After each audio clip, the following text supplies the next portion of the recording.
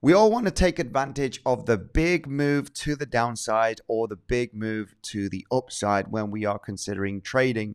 Now, I am interested in that next big move to the downside because the only remaining position that I have open is that swing long position from July that was mentioned inside of the trading community. And as explained in the last few videos, I am interested in that epic swing short because there is very good potential.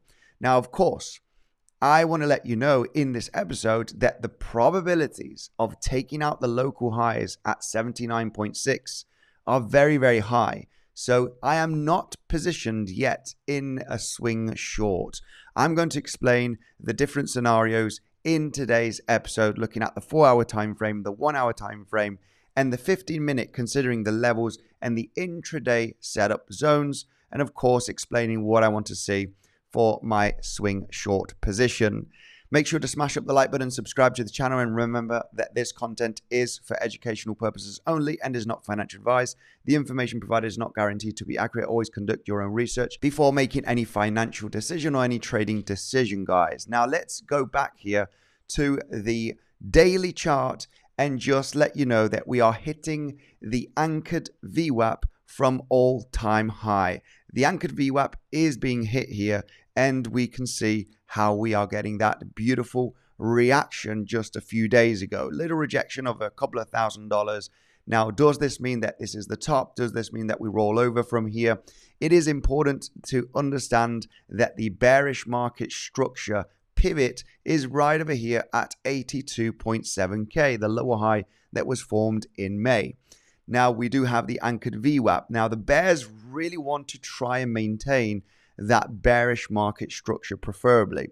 And I want to explain in today's episode, looking at the 4-hour time frame here, that the main scenario that we are looking at here is that we are still developing the third wave up. Now, is this third wave going to be an A, B, C, or is it going to be a 1, 2, 3? We create the fourth wave and then the fifth wave to the upside.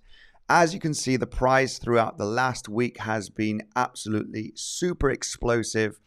And now the question is, do we form a lower high? Is it time to roll over? Well, that's where the 1-hour, 15-minute time frame becomes very, very important. Now, I am leaning on this scenario here to the upside, where we're having a impulsive move on the formation from the higher low that we have on the 2nd of August. Now, why this higher low?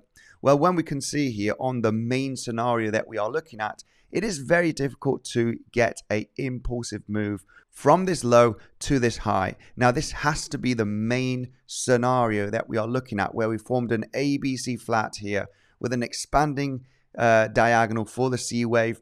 Very, very odd, but overall we need to come to the conclusion that this is the scenario that we are looking at, and that higher low that we have here is your wave 2 or your wave B. As we got the move up and a higher low next, I am labeling this as wave 1, wave 2, and obviously the big explosion with high volume that we did get this week, okay, for that internal wave 3. So I'm looking for a wave 4 here and creating one more high.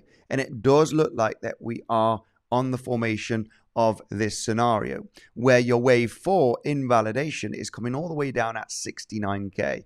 That is taking the Fibonacci from wave 2 to wave 3. So we're looking for this for a corrective structure, which on the 15-minute is high probability, and I'm going to explain why, looking at the levels and the trading opportunities, of course. Remember, guys, if you are interested in joining the trading community, you do have the link down below in the description, where we do the internal follow-ups if we're not on YouTube, of course, okay?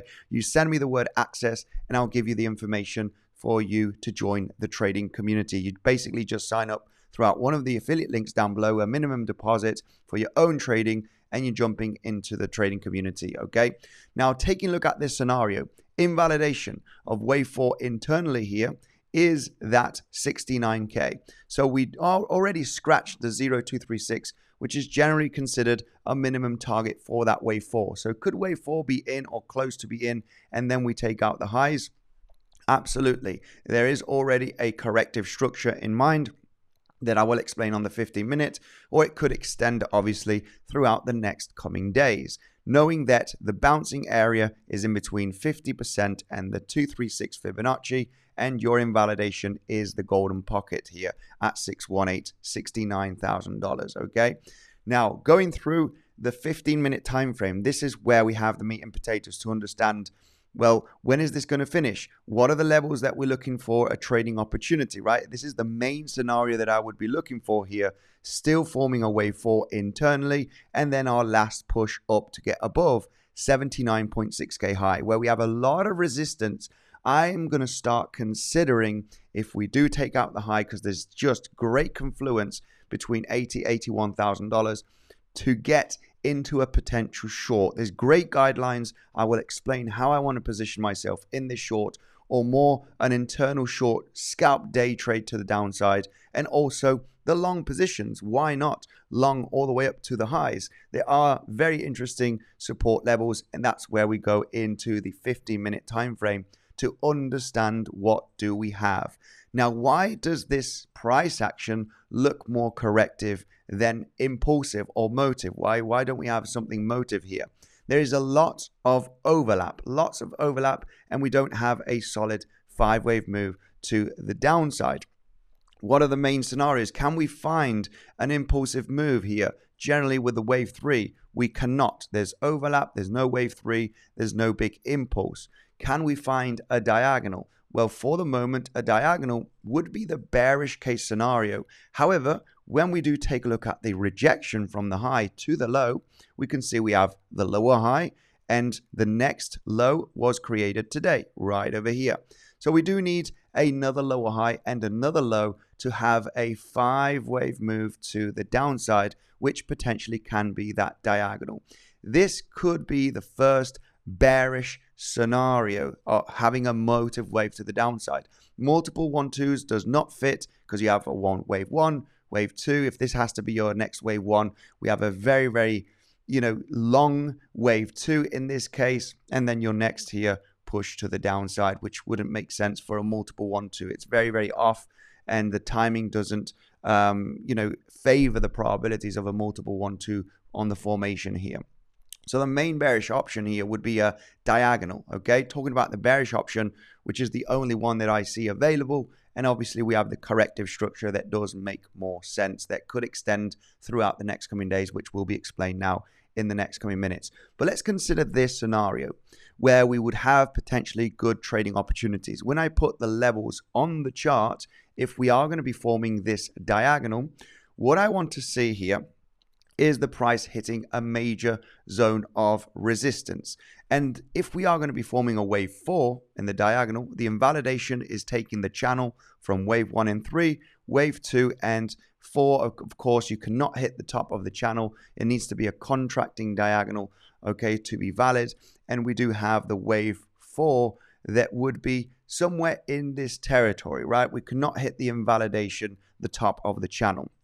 So this area does look very interesting. When we do take a look at Fibonacci from the high to the low, we have the 50% Fibonacci, which is in confluence with those lower highs, that gap that we have right over here. Now, it would be an attempt of breaking that point of control of this range that was formed in the last few days. It would be interesting to see the price attempt to get all the way up here and form an SFP. These are great SFPs. This is a level that I have an alert, which does look interesting to consider a short trade back down to the low. Now, if this level is broken, I'm not interested in taking a short position. It's a very snipey SFP scenario where we could be looking for that move back to the downside. That is an interesting short. That is at 77,600 zone, okay? It needs to form an SFP from those lower highs, basically where we have that fair value gap, okay? Very, very interesting for this diagonal formation, potential formation. And that would be a short trade with a projection back down here beneath the recent lows at 75.6K. So it is over a move of $2,000 that I'm going to be eyeing throughout today and tomorrow, okay? Then we do have the support, which is a 2-hour order block. And we have also the gap, okay? There's a bit of a fair value gap when we go on the higher time frame, that higher low right there. This is going to be an interesting area. The invalidation, it all depends on where the wave 4 is going to be formed. But we do have a lot of room, of course, to the downside. The 1-to-1 would be the invalidation for the wave 5. So preferably you don't hit that gap and you do bounce at the 2-hour order block zone. Something that I'll be paying attention throughout the next coming days to consider that long intraday setup. Now, of course, if we do have a leading contracting diagonal to the downside, we need to understand that the potential of a wave 1 or a wave A is there. So this bounce, we'll be paying attention for that potential swing short position, because this could be a wave 2 or a wave B. For the bears, we want a wave 2 naturally. For the bulls, a wave B, where we do get the movement down in a wave C, we find support, and then we reverse, of course, in the days after that. But the local opportunities is where I explained here, right? SFP, fair value gap, potential wave 4 of the diagonal, then the move down, looking for the 2-hour order block for that wave 5, and then a short position later on at the golden pocket 7/8 Fibonacci, because after a leading contracting diagonal for a wave 1 or A, it's usually quite common to get a big pullback to the upside to hit the golden pocket or even the 7/8 Fibonacci zone and then roll over. Okay, so we'll be paying attention to that in the coming days. But internally, these are the two main levels for a short or a long that I am looking for this particular scenario. Now, of course, we do have the other scenarios, which would be a corrective structure. For the moment, we don't have anything that looks bearish at the moment. Lots of overlap. There's no motive wave. This would be the only main motive wave that I would be expecting, but we still need the 4-5. So I can't be bearish here. I understand that the priority is taking out the local highs at 79.6K, which is giving me the other scenario, the main scenario here, which would be a WXY double zigzag, where we have a zigzag to the downside, your wave X, and also a zigzag, and here also the zigzag down, which potentially could be finished, or maybe we form a contracting diagonal here still to form that wave C and that wave Y. Okay, so yeah, we want to be cautious that this could still extend coming into the 2-hour order block. We'll be paying attention. This was a difficult long position, if you ask me today, to get into. All right, I need a bit more information. I'm particularly more interested in this, detecting that swing short, of course, for the next coming weeks. But for the longs, this does look corrective, lots of overlap. We could finish here that double zigzag right over there. Maybe it was just a quick sharp move down in that wave C. Of course, this wave C could still extend in that 5-wave structure, forming a diagonal or just a regular impulse as well into this 2-hour order block and this fair value gap. This fair value gap is interesting for an SFP, so take that level into consideration. I've seen these levels bounce very, very often here, and that would come to the general target also of a WXY double zigzag. That 1-to-1 to the 1236 extension is coming into that order block fair value gap zone. Okay, so this is a bouncing area that we want to pay attention throughout the next coming hours, if not in the next 1-2 days, understanding that maybe the correction has finished. But this is what becomes interesting, because I'm generally more interested in the swing short. You know, if this is going to be a wave 4 and we do have the wave 5 later on, okay, I missed the move to the upside, but I do understand that what I would be looking for here, as explained, is that move to the upside, okay, where we would be having that 5-wave move, okay. This 5th wave is what I'm interested in, to take the short position, because I know that a bigger pullback, regardless of being corrective and then go up, or maybe actually being bearish, right? Maybe it could be the high as explained on that ABC scenario. Look where we have all of that confluence between $80,000 and $81,000 range. This is going to be an extremely interesting area. Now, for that wave 5, of course, I want to detect that 5-wave impulse. These are going to be the guidelines. We got a range point of control at 80.7, 81K, we got a daily, another naked point of control at 81.4. We have a weekly and a daily at 82.2K range, okay? But that is really coming close to basically taking out the highs, that lower high, which is at 82.7. Can price of Bitcoin be cheeky, get into those naked point of control, range point of control, daily levels that we have in this zone, slightly form a lower high right there, and absolutely turn around? And I do believe so. We've seen many, many times Bitcoin is shy just by a few $100s from taking a major pivot. And throughout the last few weeks, throughout July and August, we've seen it consistently. Slightly higher lows right over here, as you can see, without taking them, and also right over here, right, where you have lower highs, right, and you're just missing those highs by a hair, as you can see, right, by a couple of $100s. So I am in favor of potentially not taking out that high, right? The price of Bitcoin being cheeky, just as it's done right over here, and many months in the past where we just form that cheeky lower high by a few $100s and then get that big major pullback. That's when this scenario becomes very interesting, detecting that fifth wave to the upside here, so we can actually take advantage. So if the wave 4 is finished here, okay, fine. If it's finished later on, that's still okay. What I'm interested is in that fifth wave here. If I cannot detect the impulse down and get into a wave 2, in the bearish case, we talked about the contracting diagonal, right? To get into that wave 2 potential and then move down.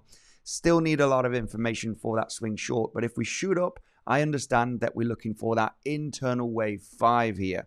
That is going to be a level that I'm going to be starting to think into the swing short. If we can get into the wave 5, just as the wave 5 down here in July, mainly for that swing long position, that was a wave 5 detection. And that's what we could be getting here in the next couple of days, guys, right? Where we do get that wave 5 coming into this massive confluence.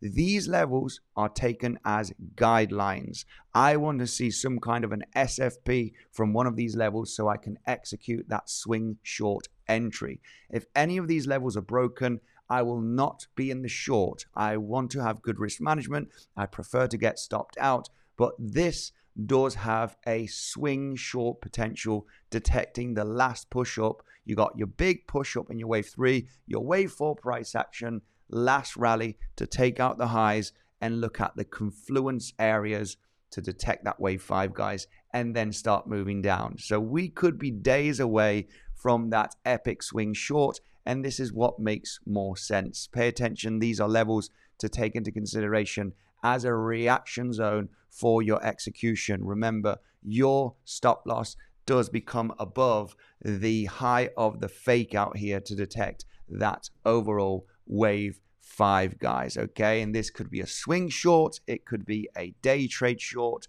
We just don't know, but it's a good zone that I am considering to position myself. Thank you so much for joining today's video update, guys. Remember where to find us. Send me the word access down below in the Telegram if you want to join the trading community. Thank you, and I'll see you in the next one.